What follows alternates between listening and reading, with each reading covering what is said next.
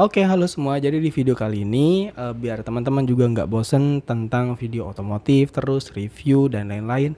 Jadi di kesempatan kali ini, di video kali ini saya ingin mengajak teman-teman ke sebuah wisata, situs api tak kunjung padam. Biasanya orang sana menyebutnya api alam. Teman-teman, sebelum ke yang lain-lain, sebenarnya ada sebuah kisah dari terciptanya api tak kunjung padam. Jadi di sini saya sudah sampai ke lokasinya dan saya juga akan menceritakan kepada teman-teman gimana kisah terciptanya api tak kunjung padam. Jadi selagi teman-teman melihat videonya, saya akan menceritakan gimana kisahnya. Dikisahkan pada sekitar abad ke-16 tahun 1605 Saka atau tahun 1683 Masehi, hiduplah seorang pengelana penyebar agama Islam yang memiliki kesaktian luar biasa, yaitu Kimoko dengan nama asli Raden Wigno Kenongo. Kimoko sehari-hari adalah seorang pencari ikan dan hidup dengan sangat sederhana. Dalam kisahnya, Kimoko pernah merasa risau ketika mendengar kabar bahwa sang raja Palembang beserta rombongan dalam waktu dekat akan berkunjung ke kediamannya. Kunjungan itu tak lain disebabkan keberhasilan Kimoko menyembuhkan sang putri raja. Memang, pada sebelumnya Kimoko terpanggil untuk mencoba membantu mengobati penyakit sang putri raja. Dan Kimoko telah mempersembahkan bubung atau bumbung bambu kepada sang raja yang berisi penuh dengan berbagai mata ikan.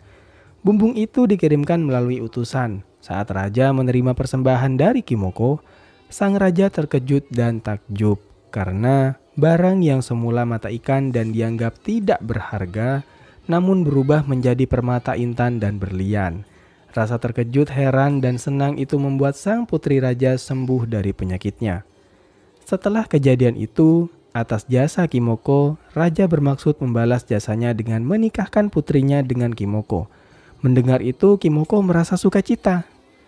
Karena keterbatasan kemampuan menyambut sang raja, akhirnya Kimoko mencari cara agar bisa menjamu rombongan kerajaan dengan sebaik-baiknya.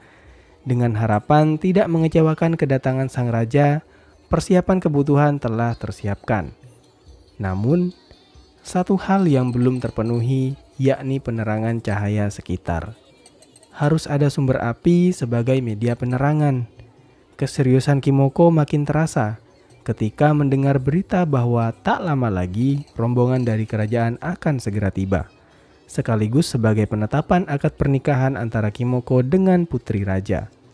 Akhirnya, Kimoko memutuskan untuk bersemedi dan mencari petunjuk dan pertolongan dari Yang Maha Kuasa, dengan harapan apa yang diharapkan Kimoko bisa terpenuhi, termasuk sumber api tersebut. Setelah bersemedi di sebuah lahan, kemudian Kimoko menancapkan tongkatnya ke tanah. Dan tiba-tiba tercipta bangunan istana, sumber mata air, dan percikan api. Dalam kisahnya, istana itu berdiri secara ajaib. Kembali pada sang raja. Sebagaimana janjinya, raja akan membalas budi kepada Kimoko. Sang raja kemudian memenuhi janjinya dengan menganugerahkan hadiah berupa sebuah peti dan dikirim melalui utusan pula. Setelah peti itu sampai ke tangan Kimoko dan dibukanya, ternyata dari dalam peti terjelma seorang putri yang amat cantik jelita. Itulah Siti Suminten, sang putri raja, yang sengaja dianugerahkan kepada Kimoko untuk menjadi istrinya. Dengan demikian puaslah hati Kimoko dan pelaksanaan pesta pernikahan dapat berjalan dengan lancar. Namun, saat upacara pernikahan usai, ketika itu pula segenap keajaiban itu sirna. Hanya tersisa kobaran api saja. Melihat hal itu, Kimoko menghampiri api itu dan menyuruhnya kembali ke asalnya. Akan tetapi, sang api pun berkata, "Biarkan aku tetap di sini untuk menemani seluruh anak cucumu hingga akhir hayat." Sampai sekarang, api itu masih terus menyala, tak kenal musim, entah itu musim panas atau musim hujan. Jadi teman-teman, itu adalah sebuah kisah singkat dari terciptanya api tak kunjung padam atau api alam ya. Jadi untuk teman-teman yang pengen datang ke wisata api tak kunjung padam, lokasinya di mana detailnya bisa teman-teman cari di Google Maps aja. Ketik aja api tak kunjung padam Pamekasan. Itu di sana pasti sudah ada titiknya dan itu benar. simpelnya sih gitu, karena sekarang sudah canggih. Ya kalau teman-teman yang dari Pamekasan bisa tahu, saya kasih tahu detailnya. Kalau yang dari luar Pamekasan kayaknya agak sedikit susah ya. Jadi karena sekarang sudah canggih juga, mending langsung cari di Maps aja. Di sini teman-teman hanya bayar untuk uang parkirnya saja, 5.000 untuk motor, 10.000 untuk mobil, dan 25.000 untuk bis. Di sini sih biasanya bakar jagung ya umumnya, jadi jagungnya itu harganya 5.000 per 2 jagung.